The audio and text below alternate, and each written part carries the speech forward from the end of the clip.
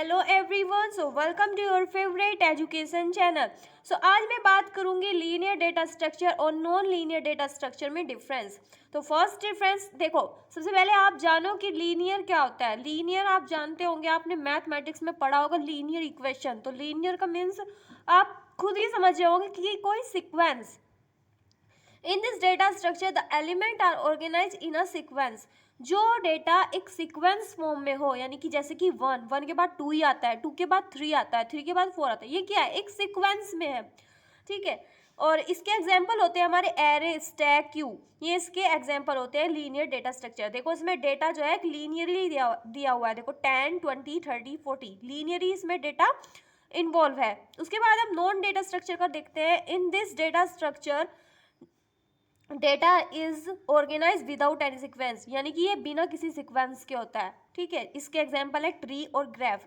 जिस तरीके से डेटा है, यहाँ पे 10 है, फिर उसके बाद 20, 30 और इनके दो नोड हैं 40, 60। इस तरीके से ये क्या है, एक सीक्वेंस फॉर्म में नहीं है। ठीक है। लेकिन जो ये होता है, ये एक सीक्वेंस फॉर्म में होता है, ये एक ट्री फॉर्म में या फिर ग्राफ फॉर्म में होता है।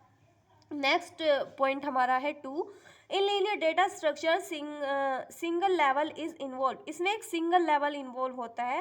देखो या तो मतलब कि ये रो फॉर्म में होगा या फिर एक कॉलम फॉर्म में होगा, ये इसमें कहा गया है। देखो ये जो दिया है लेवल 0 है, और किस में दिया हुआ है, एक या तो हम रो फॉर्म में कर सकते हैं या फिर एक कॉलम फॉर्म में, एक ही फॉर्म में कर सकते हैं।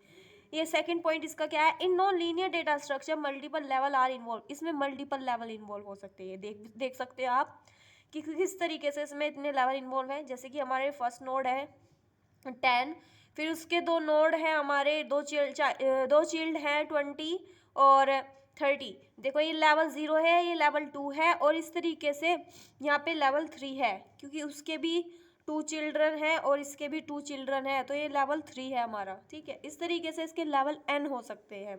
तो थर्ड पॉइंट देखते हैं हम, it is easy to implement. इसको आसानी से हम इम्प्लीमेंट कर सकते हैं। इसे क्या कर सकते हैं, it is difficult to implement, लेकिन इसको इम्प्लीमेंट करने में बहुत ज़्यादा डिफ़िकल्टी आती है। ठीक है। नेक्स्ट पॉइंट देखते हैं, data element can be traversed in a single run only. इसको एक सिंगल वे में ट्रेवर्स किया जा सकता है। ठीक है।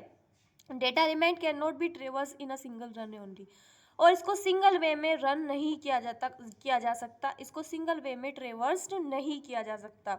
नेक्स्ट पॉइंट हमारा फिफ्थ पॉइंट है, memory is not utilise in efficient way.